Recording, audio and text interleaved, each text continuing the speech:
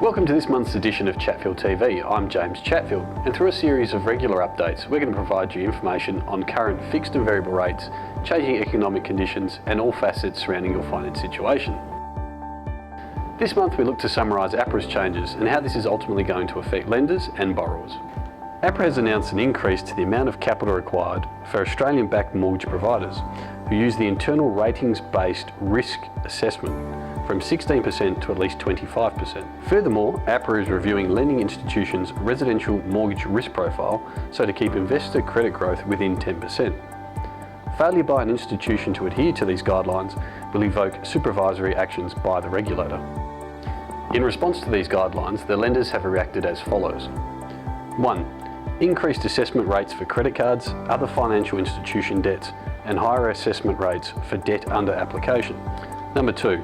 Higher required deposits for investment lending such as Suncorp, ANZ and NAB, all with a minimum 10% deposit required for investing. ING, St George, Westpac, Bankwest and Heritage Bank, all a minimum 20% deposit for investment lending. AMP has ceased all investment lending irrespective. Number 3. Higher interest rates for investment lending. CBA, Westpac, NAB and ANZ have all increased their investment lending by 27 basis points or 0.27%. This is going to be effective as of the 1st of the 9th, 2015. From the lender's point of view, the increased capital requirements would see their return on equity fall. However, to make up this, in the short term, the lenders have increased interest rates across their portfolios for investment lending, adding an approximate extra $800 million in revenue to the Big Four. Now on to the rates. In light of the recent lender restrictions on interest rates, Chatfield Consulting has developed new relationships to provide our clients with ongoing competitive rates.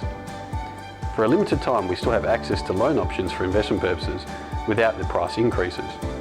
Therefore, if you're fed up with the big banks, contact Chatfield Consulting today for a review and break up with your bank. Now on to the fixed rates. With the changes in lending conditions, it is a great time to look to fix your interest rates before they increase at the end of the month.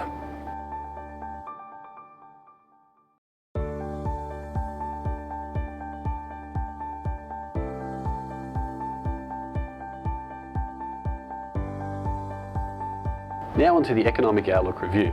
The Reserve Bank of Australia has downgraded its forecast for growth.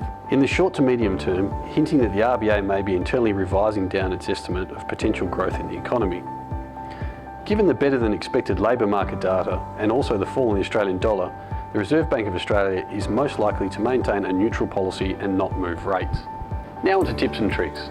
With all the changes in lending guidelines across the major lenders, it is paramount that you obtain a pre-approval prior to looking at buying a property. As a general guide, the pre-approval is a full bank application that lasts for 90 days when approved and will confirm the structure and pricing subject to valuations. Given that the lenders are moving their guidelines so frequently, this can be used as a strong purchasing tool when talking with real estate agents and also give an added level of surety for your individual scenario. All the best and have a great month.